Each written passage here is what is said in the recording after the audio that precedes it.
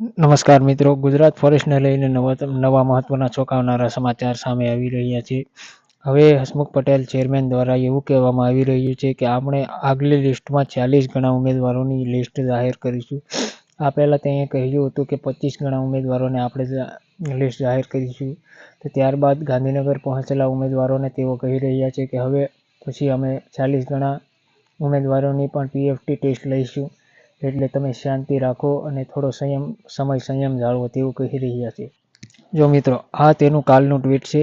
8:07 તેઓએ ટ્વીટ કર્યું હતું 1 ઓગસ્ટના દિવસે. પ્રિય ઉમેદવાર મિત્રો, ફોરેસ્ટ ગાર્ડની પરીક્ષામાં આપણે ની નોર્મલાઇઝેશન માર્ક્સ જોવાની લિંક પોતપોતાના માર્ક્સ જોવાની લિંક આપણે 6 ઓગસ્ટ સાંજે 5 વાગ્યે શરૂ કરશું.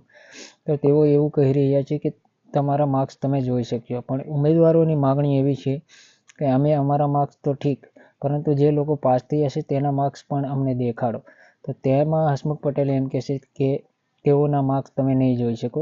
તો ઉમેદવારો કહી રહ્યા છે કે અમે અમારા માર્ક્સ તો જોઈ લઈશું, પણ તમે જેને ક્વોલિફાય કર્યા છે તેના માર્ક્સ પણ અમને બતાવો.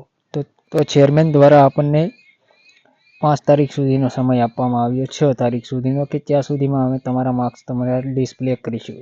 અને તમે થોડો સમય ઇંતજાર કરો. 40 ગણા ઉમેદવારોને પણ અમે બોલાવીશું.